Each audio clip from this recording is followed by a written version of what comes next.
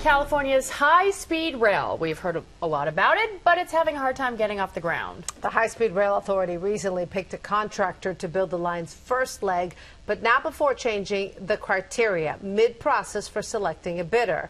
Now, the federal government is demanding answers and transparency. In tonight's reality check, Sam Brock looks at whether or not taxpayers are already getting a raw deal. Jess and Janelle, you know, this was actually supposed to be the easy part here, selecting a contractor and getting shovels in the ground for a tiny patch of track in the middle of the Central Valley. Alas, as you've probably learned, nothing in California is easy.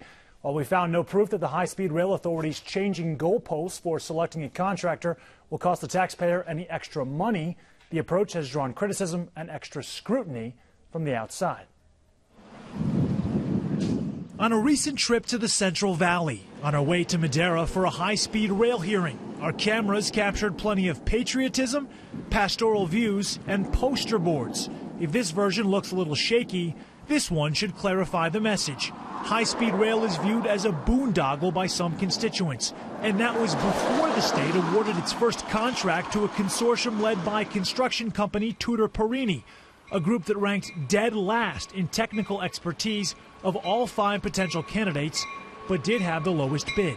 It made a lot of sense to choose the contractor we did. We're saving the public a tremendous amount of money. The engineers estimated that this first leg would cost about $1.5 billion, and the contractor came in and said that they could build it for $985 million. The first leg is a roughly 28-mile stretch in the Central Valley from Madera to Fresno.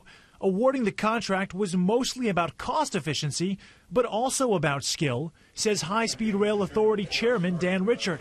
At a hearing in Madera on Tuesday, Richard noted any of the final 5 candidates were qualified. We had 5 international bid teams. They had to go through 2 levels of technical evaluation before they could even make a bid on the money side. So nobody was in this process who isn't highly qualified to build this. But whether you think the selection was the right choice or not, one fact is indisputable. The Rail Authority changed its criteria for bidders midway through the selection process. Congressman Jeff Denham, who presided over the local hearing, finds that puzzling. Oh, it absolutely has not been transparent. That's been a concern.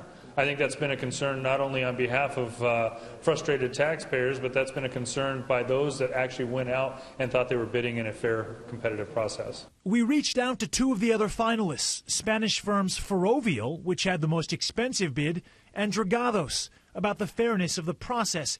Neither has responded thus far, but the state maintains all bidders knew about the criteria change. As for the final cost of the project, Congressman Denham fears the low bid entered by Tutor will balloon once shovels are in the ground. It's a charge the company's CEO summarily dismisses. I did not get that guarantee from the High-Speed Rail Authority today. Very good. They told me that cost overruns could happen, and anytime they can happen, they usually do. That is the biggest load of ever. And it's getting infuriating to hear that uneducated statement. It has never happened. You can't make that statement if you even have a modicum of understanding of the public works industry. You can tell Mr. Tutor is a bit agitated there because his businesses have been accused of driving up costs and finishing late on projects like the BART extension to SFO and construction at that airport in the past.